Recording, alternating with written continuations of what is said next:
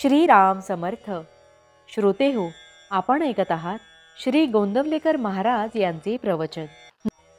खरी तळमळ लागली म्हणजे संत भेटतो. असंताची आवड नाहीशी होईल तेव्हा संत हवासा वाटेल. विषय आपल्याला त्रास देतात, पण ते सोडावे कसे हे समजत नाही. जंगलात सापडलेल्या माणसाप्रमाणे आपले झाले आहे. आपली वाट चुकली आहे असे ज्याला वाटेल तो जंगलातून बाहेर पडण्याची वाट विचारतो.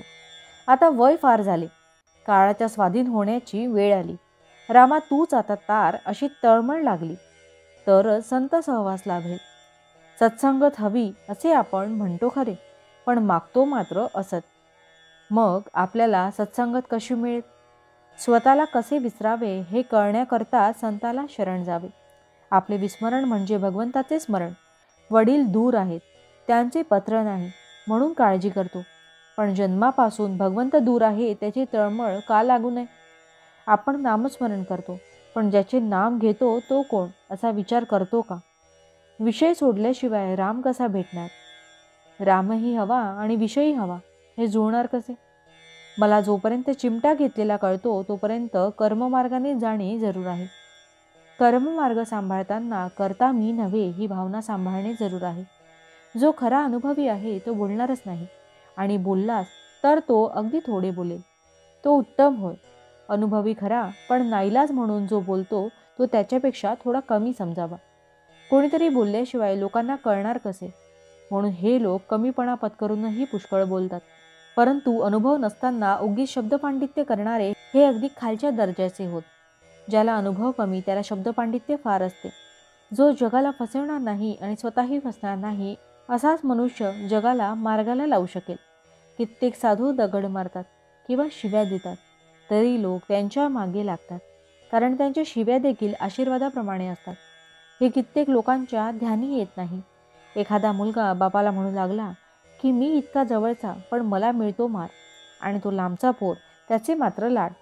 पण तो मारच आपल्या हितासाठी असतो हे त्याला नाही समजत. साधूच्या बोलण्यामध्ये किंवा मारण्यामध्ये सुद्धा दुष्टबुद्धी नसते. संत जे काही बोलतील ते जगाच्या कल्याणाकरताच असते. संत निस्वार्थी असतात, ते तळमळीने सांगतात, त्यावर आपण श्रद्धा ठेवली पाहिजे.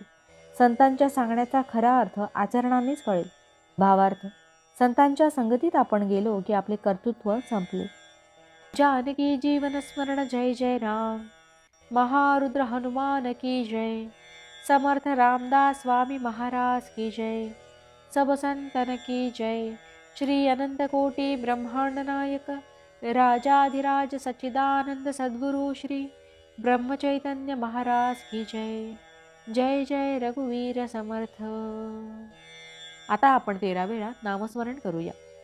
श्रीराम जय राम जय जय राम. श्रीराम जय राम जय जय राम. श्रीराम जय राम जय जय राम. श्रीराम जय राम जय जय राम. श्रीराम जय राम जय जय राम. श्रीराम जय राम जय जय राम. श्रीराम जय राम जय जय राम. श्रीराम जय राम जय जय राम. श्रीराम जय राम जय जय राम. श्रीराम जय राम जय जय राम. श्रीराम जय राम जय जय राम. श्रीराम जय राम जय जय राम. श्रीराम जय राम जय जय राम. जय श्रीराम.